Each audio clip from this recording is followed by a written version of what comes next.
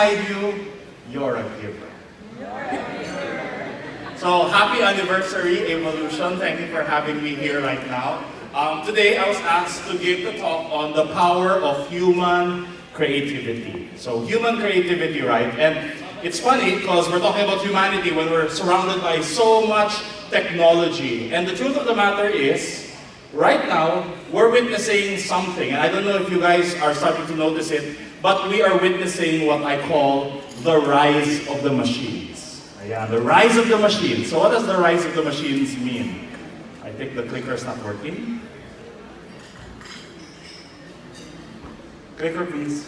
So the rise of the machines. And who here feels that technology is moving so fast? Can I have a show of hands? Who here feels like technology is moving tremendously fast? So, I'll share with you something. So can we forward it to 2 slides after? Thank you. 2 slides later. There. One more. Okay, there. So my entire career, 17 years, I've been in advertising, I've been a creative. But one thing that I'm also known as, I'm a technophile. I love technology. And one thing that I discovered with technology is it's always evolving. It's always changing. Let's look at some technological examples. Come on, sorry. Next slide. There, I'm a creative, I'm a technophile. Let's look at technology. Who here remembers these things?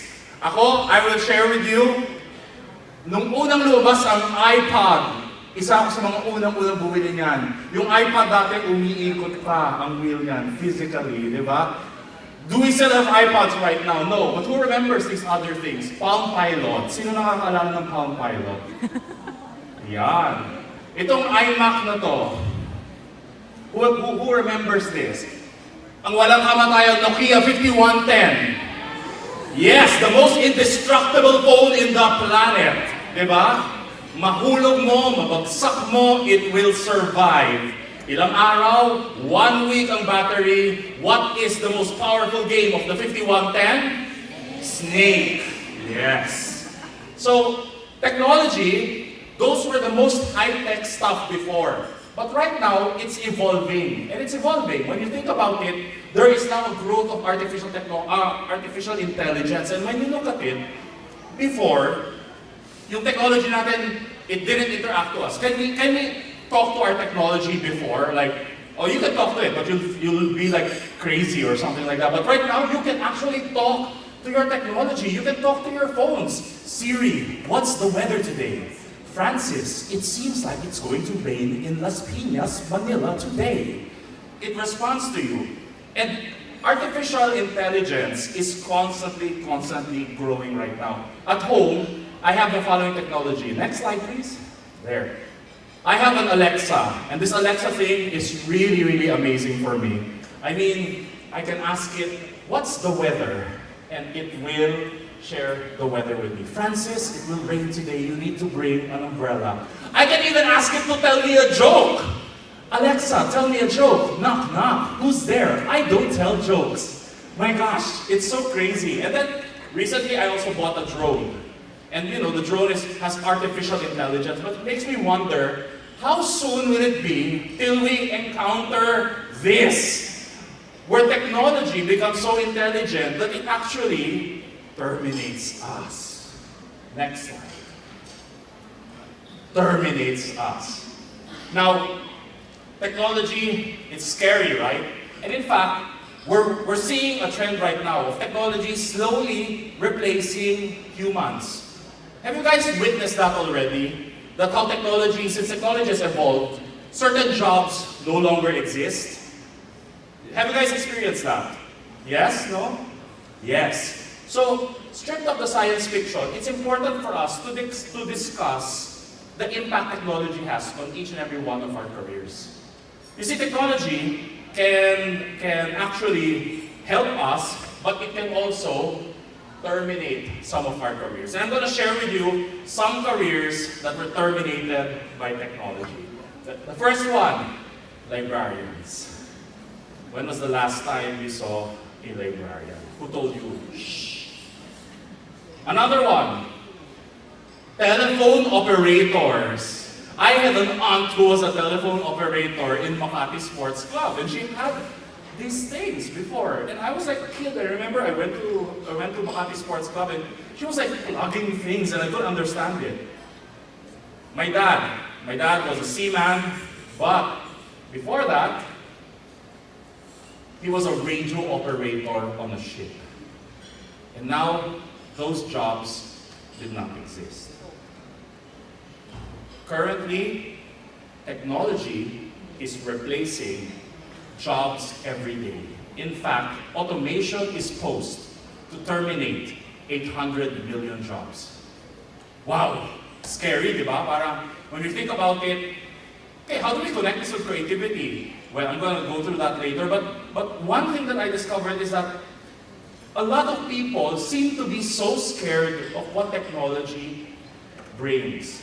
I remember I was talking to the contact center industry of the Philippines, and one of the biggest concerns of the contact center industry is the rise of what? AI, artificial intelligence. Kasi ngayon, it's possible for you to chat with a robot. It takes the job of a call center agent. Because sometimes the best way for you to get customer service is to chat with somebody who you think is a human being, but is actually a robot. So a lot of the contact center agents are kind of scared. And there's this growing fear of what's going to happen to them. But one thing I discovered, there are certain jobs that technology does kill. And what are those jobs? It's the dangerous and dull jobs that are terminated. But what jobs flourish because of technology? It's the creative jobs that survive. Hindi siya nata-terminate. And over the next decade, this is what we're going to see over the next decade. Number one, we're going to see old jobs will be destroyed. That certain jobs that you have, isa-isa yan, they will be destroyed. But instead of us being afraid, let's welcome the second point, which is new jobs will be created. There are always opportunities to have new jobs out there. A social media manager did not exist 5 years ago. Right now, there are so many people I know who are making a living out of being a social media manager. Diba? What else? Roles will be redefined. So, your old job, maybe as a marketing person, it's going to change. It might be redefined. And lastly, careers will also shift. So, we've got to brace ourselves for the changes that technology will bring in. And that's true. It's going to come. I mean, just look at this event. Let's give a warm round of applause to Evolution. Come on. Look at this event. Look at all the technology we have here. When I started out my career in advertising, we did not have these screens. We had backlit LCD projectors. Can you believe that? That's how we started. When I started as a student, we didn't have an LCD projector. We used acetate. Who remembers that? Acetate, di ba? So imagine mo yung mga nagtatrabaho sa acetate factory na walang sila ng trabaho bigla. Because nobody uses acetate anymore. But the question is, how do you survive when technology is coming? And that's true eh. We cannot resist it. It will come. Like Star Trek says, the board says, resistance is futile. How do we resist it? We resist it by becoming what I call the Sarah Connors. Ayan. In Terminator lingo, these are the people who are strong enough to manage the transition. And where does creativity come in? How does creativity and our humanity come in amidst all these changes of technology? The truth of the matter is technology will destroy jobs, but there will always be work for those who are creative and be creative.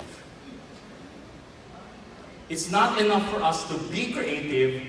We have to be open to recreate ourselves, to reinvent ourselves. And I'm going to share with you, di ba no sa Terminator, Terminators are designed to kill human beings, di ba? These robots, I mean like, every time I listen to Siri or Alexa, I'm kind of scared that one day she'll just wake up and decide to kill me by making the aircon overheat while I'm asleep, right?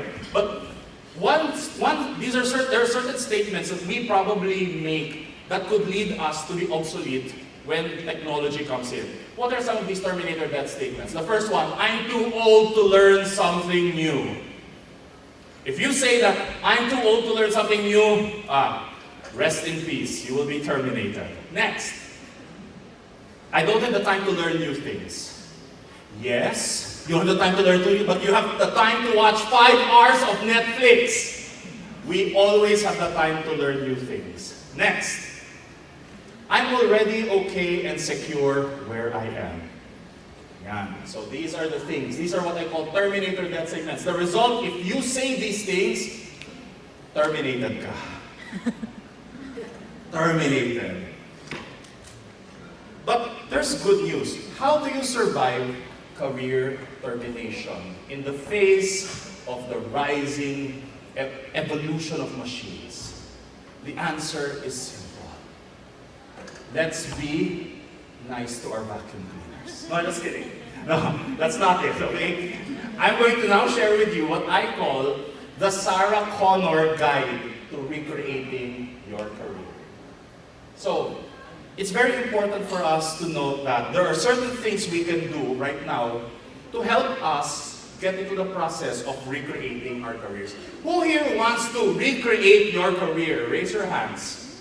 Raise your hands. And it's all of us. We have the potential to recreate our careers. I used to be in advertising. I was in advertising for 17 years. But I decided, I want to recreate my career. I want to be a speaker. I want to be a professional speaker, and that's what I did. And some of the things I'm going to share with you today are some of the things that I feel can help us recreate our career. So are we ready to know what the Sarah Connor Guide to Recreating Our Careers are? Yeah. Yes. Okay, so the very first one is we have to be lifelong learners. I'm 42 years old. Currently, what am I studying? I'm studying improv comedy. So I'm studying comedy at 42. Comedian, diba ako? But I'm studying comedy. I'm studying all about, oh my gosh, I'm reading a book right now about resuscitation technology. Why would I study resuscitation technology? Because I was just curious. But the end result is that we have to shift our mindset, that of lifelong learning. Because sometimes we make the mistake of thinking that our education stops when we graduate college.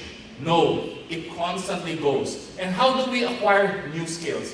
I always tell people, you have no excuse in today's technology, in today's world, to not learn something new. Why? Imagine that. Before, when I needed to research something, I'd have to go to a library. Then I'd have to open what is called a card catalog. Who remembers that? The freaking card catalog, right? You have to open, look for the book, alphabetical order, then hahanapin mo sa shelf siya, and then, oh my gosh, it's not here! Somebody borrowed it. Librarian, when will the book be returned? 2 weeks! Oh my God, my thesis is due in a week's time! What will happen? So, wala. But things have changed. We all have opportunities to learn new things. We can read books. Amazon.com has tons of books right now. Here's a tip, guys. Subscribe to a mailing list called BookBob. It shares with you every day ano nagsisale sa Amazon at 99 cents or free. Sometimes the best books you get, it will be on sale at 99 cents. So I buy 50 pesos lang. Chuk, buy. What else? Attend seminars and classes. There are tons of them out there. And lastly, get mentors. Look for people who are advancing technology and learn from them. YouTube is filled with tons of videos. Instead of us binge watching on the Real Housewives of Tondo, Manila, let us research on things that can improve our career. I research on comedy, I research on public speaking, I research on social media, and these are things that are interesting for me. I binge watch on them. And we utilize the power of the internet to learn new things. And one thing I say is that we always have to learn something recreative. What is something recreative? It is something that is off tangent to what we are commonly doing. If we're marketing people, let's study things that are not marketing related. Because you'll be surprised. I know of a salesperson. He's been in sales for the rest of his life. What his off tangent thing was, he studied baking. And right now, he's a baker. He retired from sales. He's now a baker, earning much more money than when he was in sales. It's possible to recreate yourself.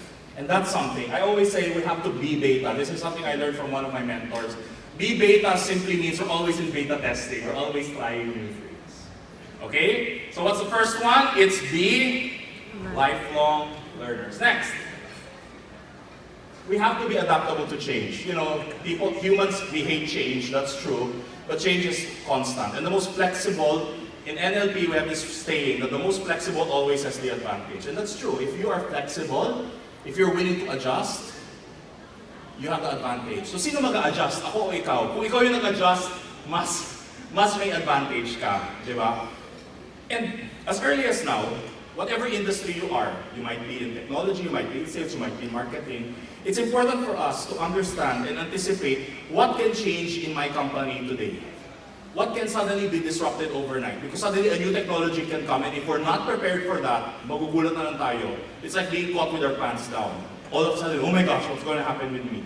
And have a 3-year, 5-year, 10-year backup plan. Because winners are the ones who create the change and are not shocked by it. And millennial language, shocked. They're not shocked by the change. They create it. And look at every single innovator in the world. They did not wait for the change. They created it. Digital photography. Kodak was the leader in film. Suddenly, boom, they were wiped off the face of the planet. Why? Because Instagram, the iPhone came out. And they did not anticipate the change. So that's what it means to always be adaptable. Because I know a lot of people, the older you get, the harder it is to change. But we have to be open to that, because that's one thing that's going to be regular for us. The third one is, let's be tech savvy. So what does tech savvy mean? Well, technology is driving business right now. And no business is exempted from the effects of technology. Let's face that. We have to accept that. Even one of these days, the Puto Bumbong vendor that comes out on Christmas will be technology driven. You can buy a Puto Bumbong and a Bibingka by app. Sooner or later, that's what's going to happen. There's no business exempted from the effects of technology. So it's important for us to keep an open mind, to know how technology can disrupt our business. If we're business owners, if we're heads, we have to be the first one to identify how can technology potentially disrupt my business, and how can I use technology, therefore, to my advantage. Because it's important for us to value technology as a fountain of opportunities rather than a threat. Sometimes it's easy for us kasi to be terrified of some new gadget, some new technology. We always say, oh, we're not used to doing that. But it's either we embrace doing that or somebody else will. For those of you in social media marketing, we used to operate under certain rules. Then Facebook one day will change its algorithm. Everything we know about social media will change, which means we can either cry and say, Facebook, you're so unfair, why were you doing this? Or we can anticipate that change and learn quickly to re-optimize our campaigns so that in the face of the new algorithm, we will survive that. Because just like technology, we also cannot be obsolete. And that's the beauty of human beings. Technology can be obsolete, but we have the power to not be obsolete. I believe in this one thing, that the human brain, the plasticity of the human brain, that simply means that the human brain is the ultimate adaptation machine. It can learn anything. It's just a matter of us deciding that I want to learn. Now the next one, if you want to prevent your career from being terminated by automation, you have to be a global thinker. You know, you have to look beyond the local. One of the things that I am just so amazed with technology right now is the ability of technology to allow us to reach the world in our fingertips. It's incredible. How can you use the technology you have to bring the world to you, to make the world smaller? Right now, I'm building a company where we provide inspirational content to people. We had our planning yesterday, so I was with Kia yesterday, we had our business planning yesterday, and content. Why can it come from the Philippines? Don't you find it so funny always whenever people approach you and they say, so are you going to be the Filipino Gary Vaynerchuk? Are you the Filipino Oprah Winfrey? It's like we're always compared to someone else. But me, I always say right now when somebody asks me, are you going to be the Filipino Gary Vaynerchuk? No, I'm not. But I know that someday there's going to be a Chinese Francis Miranda, there's going to be a French Francis Miranda, a Colombian Francis Miranda. The idea is that whatever inspiration you can do, whatever content you have, you can always export it. In our business planning, one of the things that we were talking about is we're going to have our content in both English and Spanish. ¿Y por qué no? Porque español es la idioma más hablado número 3 en el mundo. It is the third most spoken language in the world. So we want to be able to reach that language. Sorry, not the third, the second. The second most spoken language in the world. English is the third. Guess what's number 1? Chinese, Mandarin. So you gotta learn your putonghua. I don't know if I pronounce it correctly, okay? But you gotta learn your putonghua because that's the number 1 spoken language. But the beauty of it is that in today's world, technology can bring the world to us. We can have a market globally. A lot of the content, books before, you had to actually ship the books to other countries. Now you can upload the book in Amazon.com and suddenly, boom, you're a global publisher. How can you use technology to reach the world? Technology also allows us to work globally, wherever we are. I think we're coming into that era where suddenly we're going to realize how futile it is to work in an office 9 to 5. Now, companies, as we evolve, we're going to realize that there are certain jobs that you don't really need to be in the company 9 to 5. You know what's funny for me? I was in Peru, and I got a job here in the Philippines. Somebody asked me to do the campaign, their advertising marketing campaign. And because I was in Peru spending money, I wanted to earn money also. So I said, okay, let's do it, right? And one day I just told my sister, okay, for the morning, you go explore, I'll just be in the coffee shop, I'm gonna work on this marketing campaign. And I worked on it from Peru, I sent it to my client in Manila, boom, approved, earned money. You can work anywhere in the world.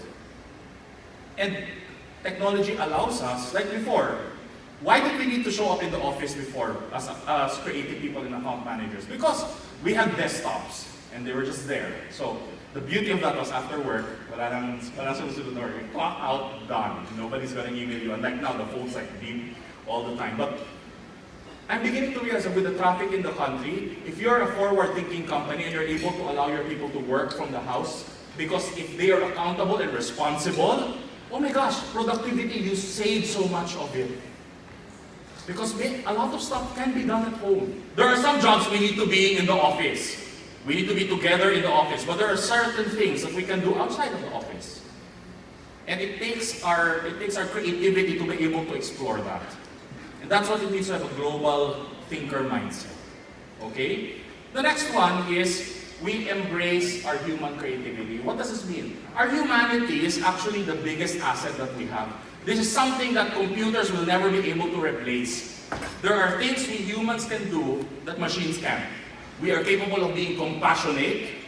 Can you imagine a robot telling you, hello, I am here to change your IV. It's different pa rin from a nurse to tell you, hi, mommy, kamusta ka na? Okay ka ba? Balikan ko na IV mo ngayon, ha? We're capable of being compassionate. Human beings are capable of being creative. What's creativity? A lot of people think creativity is all about, oh, you have to be in the arts, you have to be like, color your hair violet and have tattoos all over your body. No. Creativity is simply defined as your ability to make connections where none seem to exist. Yung ability mo to find a connection between an apple and the Beatles. To find a connection to that. And that's what creativity is. And that's why we need to learn a lot. Why? Because the more stuff you have in your brain, the more you're able to have more dots to connect.